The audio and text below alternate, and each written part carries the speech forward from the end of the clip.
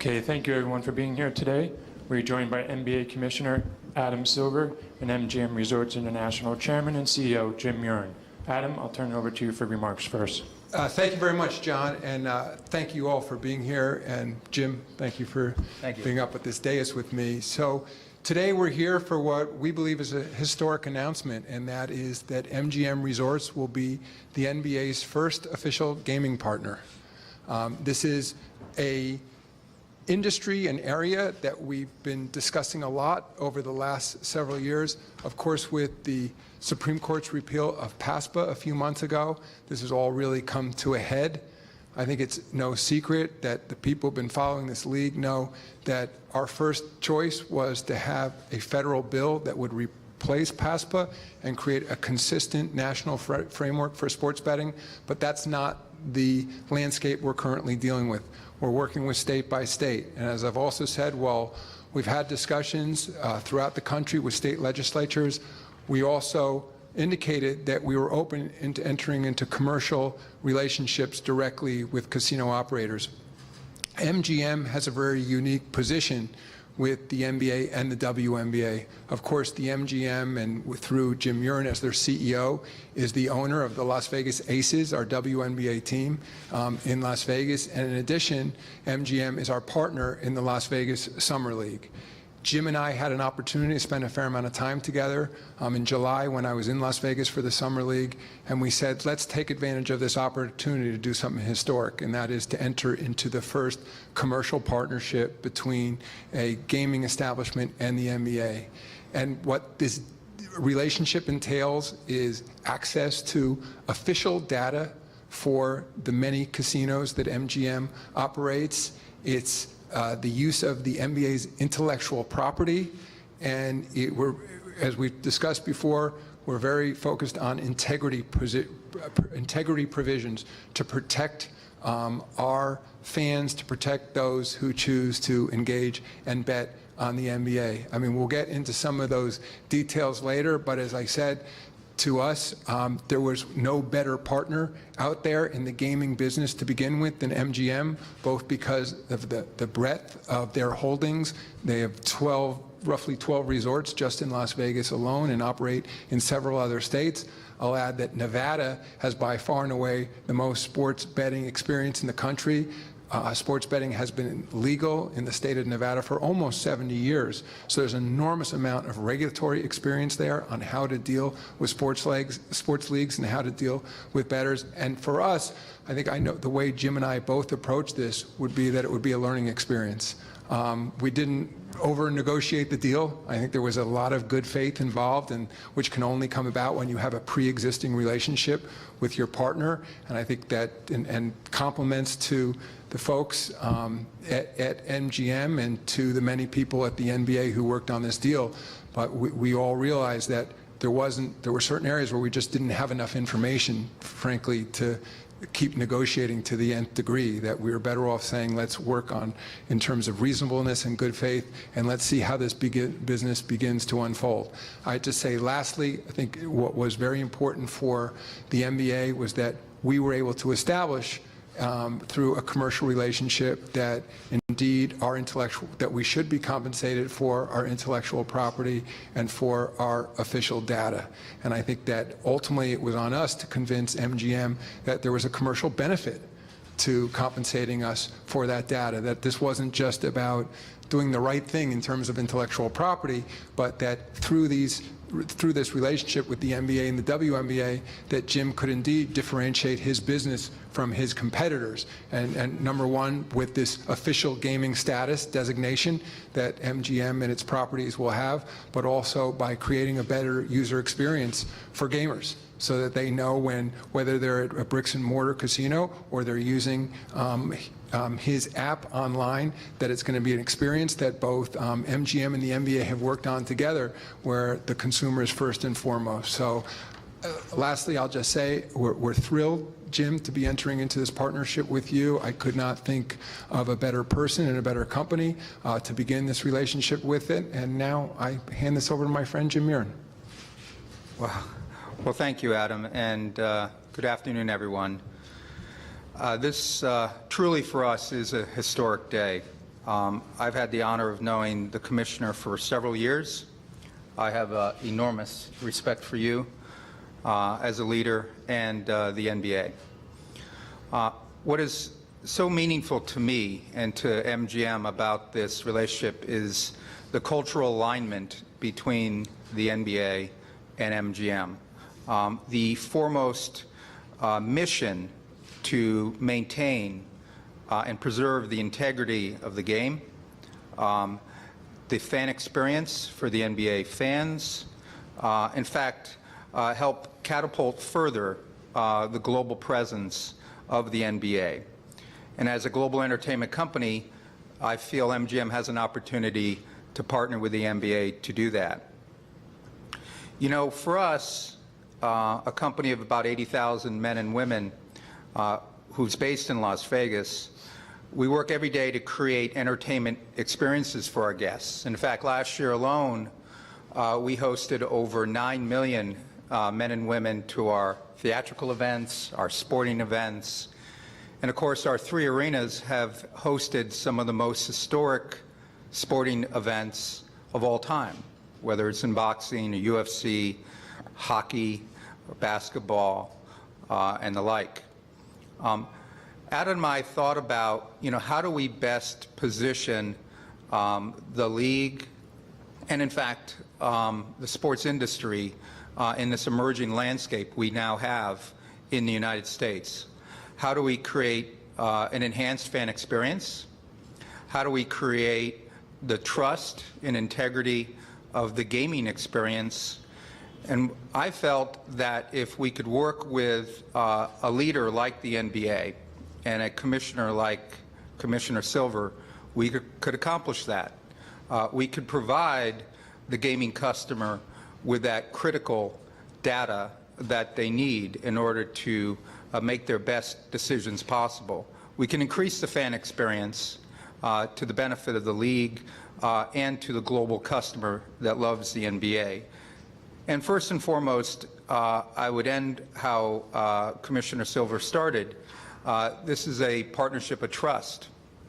It's been based on an understanding that this is a new frontier.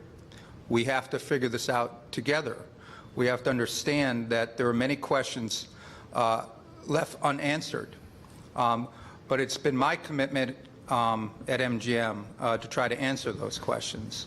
And the fact that we have a passionate love for basketball dating back many, many years, and a passionate love of sports in general, I felt that this was the perfect partnership to try to enter into. And I have to credit Commissioner Silver's team of the folks that negotiated this deal with the MGM team led by Scott Butera, the president of Interactive, in the audience, that worked together collaboratively, quickly, but with great integrity, trust, and confidence in the faith in one another. And so with that, I'm very honored to be here. Thank you. All right, thank you. We'll now open the floor for media questions. Again, just a reminder, please state your name and affiliation and wait for the microphone to get you. We'll start right here in the second row, in the middle. Darren. Darren Ravel with ESPN. Congratulations, guys. This question is for Adam. I don't expect you to disclose the price here, but can you tell me in any way is this deal predicated on how much is bet on NBA games? The short answer is no. I mean, it doesn't work specifically that way. I think we're still having our discussions with our states about so-called integrity fees based on handles. I think here, as Jim said, there's so much that's unknown. I think we understood the value of our marks, of official designations. I think that's comes more from the world of what we would call marketing partnership at the league. But I think then in terms of the data we're providing, we have a sense of the magnitude of his current business and a sense of where things may go over the next few years. And I'd say we generally I would say, tried to approximate in a sense to come up with what we thought was fair compensation. And I will say we do feel that we're being adequately compensated. But at the same time, again, to echo what Jim was saying, I think there was a recognition here that it's a leap of faith on both sides. It's a deal moderate in length where I think we can both step back and assess as we go and see, is this working? Is this deal fair? Are we providing the consumers with the right type of experience? So I would just say that, to me, there's many different ways to skin the cat, so to speak, and we decided here, rather than sort of relitigating the integrity fee, which is still being hotly discussed state by state, let's find an approach which is unique to us and where we both feel that we're being fairly treated. Back row on the right, we'll go to Eric. Eric Chummy from CNBC. This question for either of you, maybe Commissioner Silver, I think. Does this mean that no other big major casino will be able to do a deal like this? Is this exclusive to MGM? What about teams that may want to work with a local casino in their market to do an official data? So the only thing that is exclusive about this deal is the designation, the official gaming partner of the NBA. And I will say Jim very well understood, and he was someone who used to run the American Gaming Association, that, of course, he has both sort of competitors and friends, and there's a common interest in the entire industry in ensuring that there be an experience, one of integrity, for all sports bettors, regardless of what operator they happen to be doing business with. So Jim well understood that we also would be in the business of licensing our intellectual property, specifically our real-time data feed to other casinos as well. And in fact, I would say, because Jim, by going first and establishing the value and that it is appropriate to pay for that intellectual property, I think he actually should be rooting for his competitors to do deals. Otherwise, he may be at a competitive disadvantage because he has a higher cost structure. Okay, do you want to add to that? Is this a rebuttal period? I think that I'd go back to the fact that my overarching objective is the integrity of the game. And I know the value of data. And to be able to have the official NBA data for sports bettors around the world is very valuable. And I was willing to and have paid for that. I also think it's important to have this league relationship. But I'm certainly not in a position to begrudge any other casino company for having individual transactions with team owners, locally or otherwise. I have always been of the belief that you should not create artificial barriers for the consumer. This is all about improving the fan experience. And I'm confident at MGM, based on our resorts, based on our brands, based on our people, that in a competitive marketplace, MGM's going to win. Thanks. We'll go to back row on the left. Eben? Eben Novi-Williams with Bloomberg News. Adam, it seems like there's a lot in this deal that looks a lot like what you guys were lobbying for on the state-by-state level. Official data, league data, anonymized data sharing. Is this a shift in kind of strategy from accomplishing your goals state-by-state legislature-wise to maybe accomplishing the goals operator by operator? On that end? Well, thanks for the question. It's a bit of a shift. Again, I just go back to first principles for us. I mean, our initial strategy was a consistent federal framework.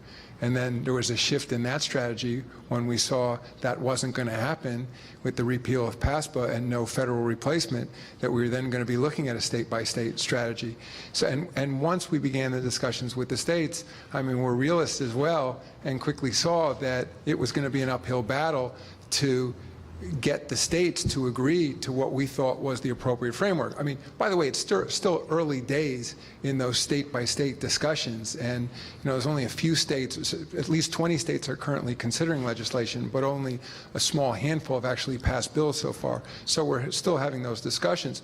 But I think we said at the same time, including to the states, that we never ran from the fact that we thought we could accomplish commercially a lot of what we were trying to achieve with the state legislature.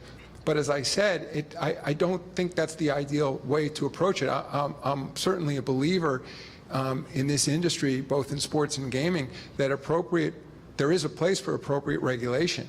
And I think that the notion that, again, by MGM's willingness to go first, that he's increasing his cost structure potentially against a competitor that doesn't choose to purchase official data isn't necessarily where you want to be, either from a league or consumer standpoint. Ultimately, though, I have complete belief in what Jim is saying, and that is that they're going to win in the marketplace. Those operators who create the best experience for consumers, that have official data, that have the official imprimatur of our league and other leagues as well, are going to be those that win in the hearts and minds of the consumers. And Jim, it seemed as though in the past couple months that operators and leagues, especially the NBA, were at odds on specific points. Can you give us a sense of how you guys got to a point where you're sitting next to each other announcing this today? Well, MGM has never been at odds with the NBA. As I said earlier, and I think Adam has reiterated, this is a work in process. We're trying to figure this all out together. There's never been any disagreement that the integrity of the game was tantamount to any principle of negotiation. And so I felt, as one of the world's leading gaming companies, a company that is licensed all around the world, a company that has these privileged licenses that are at risk if MGM does not uphold itself to the highest standards of compliance and integrity, that I thought there was a transaction to be done with a leader like Commissioner Silver and the league. And I think we've accomplished that. I think we'll be able to help at MGM, the league, establish its dialogue in the states in which we operate. And now that we've also signed an affiliate agreement with Boyd Gaming, we're literally going to be in every state in the United States that will approve sports betting. That's a tremendous market opportunity, but also, in my opinion, a tremendous responsibility that MGM has in order to be first, be a leader in integrity and fan engagement, and I think we're accomplishing that with the NBA. We'll now go to the third row on the right, all the way at the end here. Tony Batt of Gambling Compliance. I ask this question with all due respect, but Commissioner Silver, going into this partnership, were you aware of MGM's plans to sue the shooting victims in Las Vegas? And do you have any qualms in forming a partnership with such a company? I certainly was. Didn't have pre-existing knowledge of their plans. I, of course, read, in the media when that lawsuit took place, and Jim and I discussed it, and I dealt with Jim, frankly, the very day after the shootings took place last fall, and I would just say I can't imagine a company that could have responded in a more appropriate and heartfelt way, and Jim did personally, to those shootings. I also, as someone who am a lawyer, I haven't practiced in a long time, but I recognize that sometimes a legal strategy does not always lend to the best communication strategy. And I think when people actually step back and understand what that lawsuit was about, which is essentially whether folks should be suing under state or federal law, and that, his lawyers, I don't know the details, I'll let Jim speak to this, felt that that was necessary on behalf of the company to sue and bring all those lawsuits into a common forum. I would say, as a lawyer, I understood it, but but I've only been sympathetic to both the employees of MGM and the hundreds, if not thousands, of lives that were impacted by that shooting. So no, my reaction wasn't, this is not a company we want to do business with. In fact, as I said, just from dealing with Jim throughout that crisis, I don't know how he could have responded in a better way, and I saw the toll it took on him personally. Well, thank you, Commissioner, and I respect your question. That act of despicable evil was something that we could never have anticipated. And it was an act of a lone gunman that wreaked havoc and pain, suffering, death on so many people. And MGM, from the moment of that night, has tried to do its best to help the victims, the employees, the community heal. The only action that we've taken recently is try to consolidate the cases that have been brought forward and move them into federal court. We're not looking for monetary damages. We're not looking to harm anybody. In fact, we would like to see those affected compensated as soon as possible. If not for what we've done, this will likely go on for years and years and years, extracting even more unforgivable pain on those that have been affected. And so I know that the headlines looked awful, but they don't reflect our intent, our compassion, and what we want to do, which is to help everyone heal from this tragedy. The second row, all the way on the right here, Eric. Yeah, Eric Fisher, Sports Business Journal. With regard to the data piece, to what extent, if at all, does Sport Radar and your other data partners get folded into this partnership? Our Sport Radar deal is currently only operative outside the United States.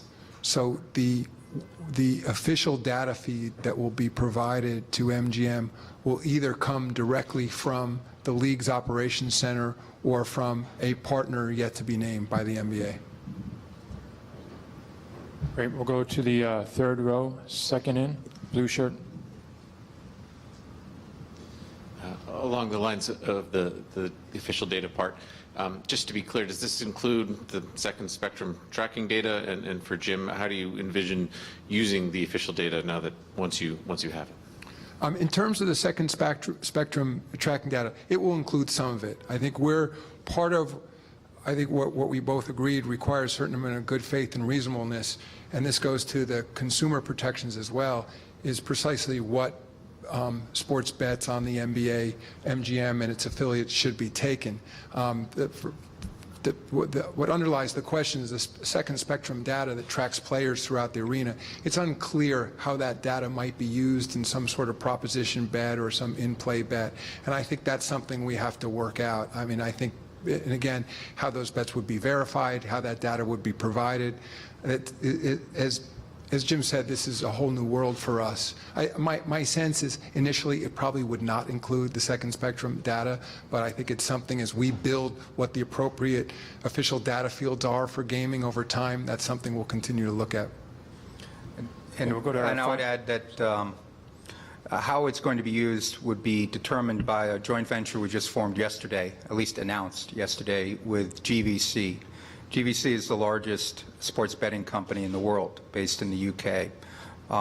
And as you know, here in the United States, it's a fairly nascent business, a young business, certainly a young legal business. It's been a historically illegal business, but it's not a young business in the United Kingdom. And GVC is the most expert. They have the best proprietary technology. They have the best in-game betting analytics. And as a result of that, they have the highest market share. So we believed in order to approach the United States, we needed to do the following. We needed to have great brands. We have that at MGM. We needed to have the right market access, be in the states where we can do so. We have that. But we also need the best possible technology and the best in-game betting experience, which we get with GVC. And now we have tremendous data, analytics, information from the NBA, and that will determine who wins and loses in this arena, the sports betting arena in the United States, and I think MGM is going to win. Just a reminder, just please state your name and affiliation before asking questions. We'll go to the third row center. Thank you. John Brennan, USBets.com. Jim, I'm curious about whether you would be here today if not for the Supreme Court sports betting ruling in May.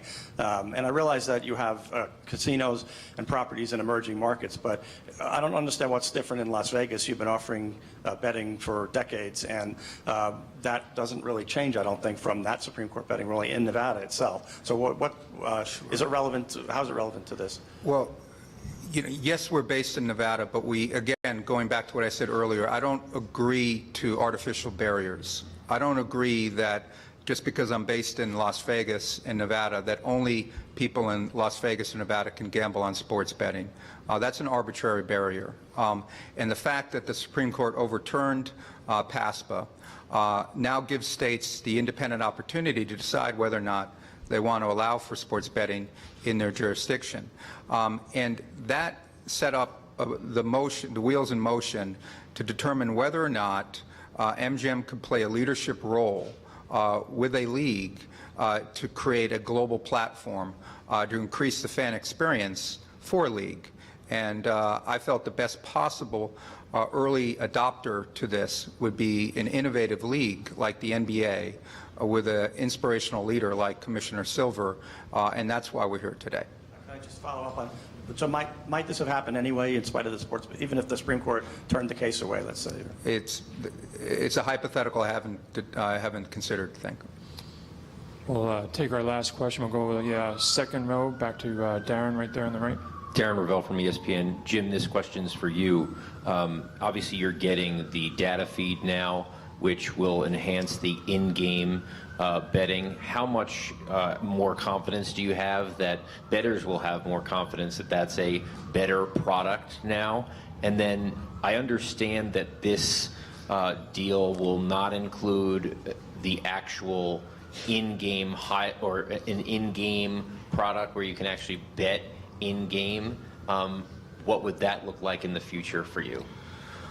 Well, fortunately, we have a running start here because we operate the largest sports betting operation in Las Vegas with our 10 resorts. We hub out of the Mirage property, but as you know, we own properties up and down the Las Vegas Boulevard.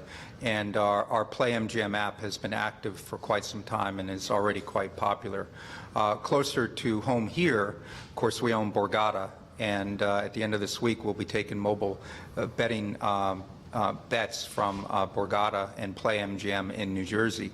So I think that the experienced gaming customer and even the novice is going to really gravitate toward integrity, trust, branding, information.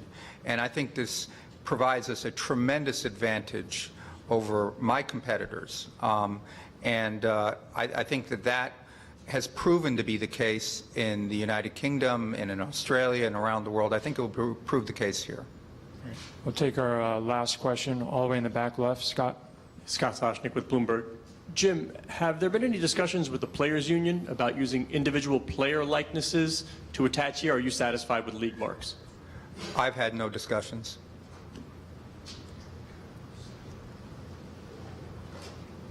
Okay.